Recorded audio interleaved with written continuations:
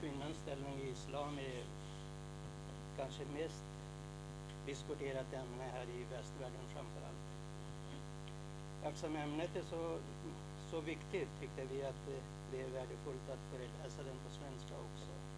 Med tanke på att ungdomar och andra som inte behärskar språket. Dessutom tyckte jag att kanske det kommer att finnas på internet. Och då är det bra att många tar del av det. Så därför tänkte vi föreläsa det på engelska också. En muslimsk kvinna betraktas vanligen som tvingad till sin religion, och för många anses islam vara orsaken till kvinnors dåliga behandling i muslimska världen. Först tänkte jag belysa vilken ställning kvinnor hade i samhället före islam. Då blir det lättare att förstå vad Koran och islam säger om det. I Mellanöstern eller Arabien innan islam kom så betraktades kvinnor som handelsvaror som man kan köpa, sälja och ge bort och ärva. Kvinnor var som ägodelar utan någon som helst rättighet. Månggifte var obegränsat. Det var också vanligt att man avlivade flickspädbarn. Traditioner som gällde då var tagna från andra religioner, kristendomen och judendomen. Det finns omfattande verser i gamla testamentet och Bibeln som beskriver kvinnans ställning i samhället. Men med tanke på tidbristen, jag kan bara referera till några av dem. I 5:e Moseboken står det så här: ska man eller kvinna som har begått otrohet föras ut till stadsporten och stenas till döds. 3:e Moseboken står så här: om en begår äktenskapsbrott med en annan mans hustru ska båda straffas döden.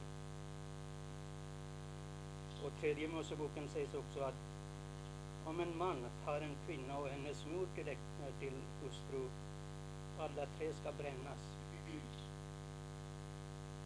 Lägg märke till att Koranen nämner aldrig dödsstraff för otrohet.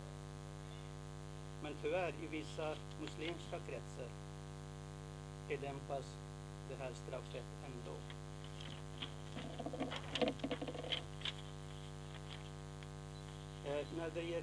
När det gäller likvärdighet ska vi titta vad de här förra religionerna säger om kvinna och män har lika värde. I 3:e Moseboken står det: om någon ska uppfylla ett högtidligt löfte till Herren som medför värdering av människor, gäller det någon som är 60 år eller äldre, och om det gäller en man så kostar det, eller är det värde 15 siklar. Och om det är en kvinna, då är det värde 10 siklar. Så ni får titta själv. Det uttryckligen säger att de båda är inte likvärdiga. Ena kostar 15 och den andra 10 siklar. När det gäller slöja så det finns också många verser i båda religionerna, i kristendomen och judendomen. Slöja var en väldigt förekommande plagg på den tiden.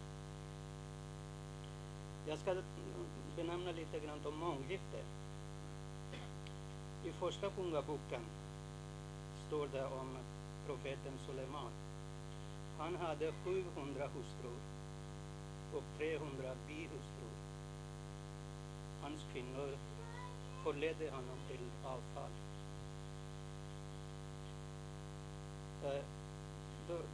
Då ser ni, då kan han lägga i minnet där.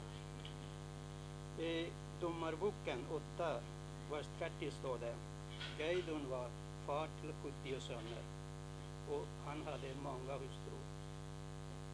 Enligt Bibeln lägger man skulden på Eva att hon lurade Adam, vilket resulterade i att båda slängdes ut ur paradiset. Och att kvinnan skapades från Adams revben för att behaga honom eftersom han kände sig vara ensam.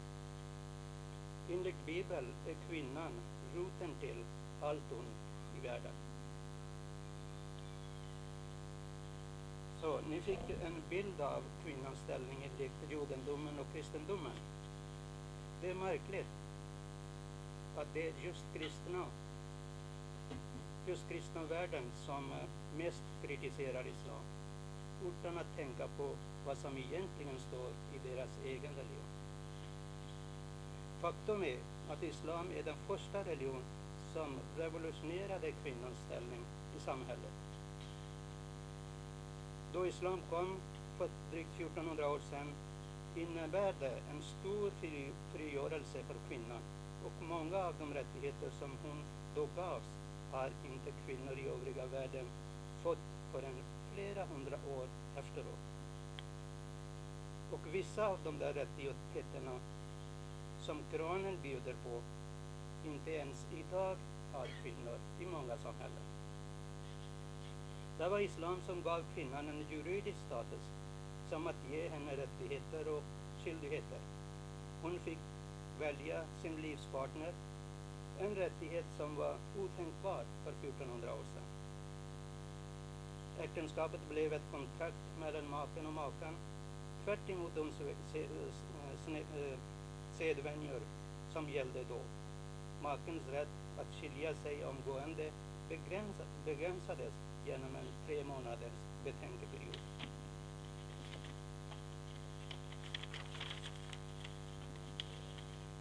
Kvinnan fick rätten att ärva och äga tillgångar utan att vara tvungen att gå via sin förmyndare eller sin make. Hon fick rätten att studera och arbeta utan att behöva makens fullmakt. Enligt Koranen är det båda män och kvinnor fullständigt lika. Men tyvärr, bilden ute i muslimska världen ser annorlunda ut. Jo, varför är det så?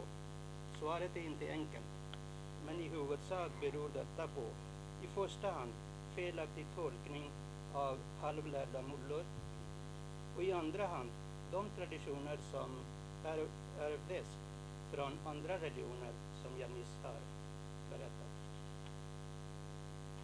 Nu ska jag belysa lite grann de här kontroversiella frågorna, typ slöja, att män och kvinnor är lika, månggifte, vad Koranen säger om dessa. I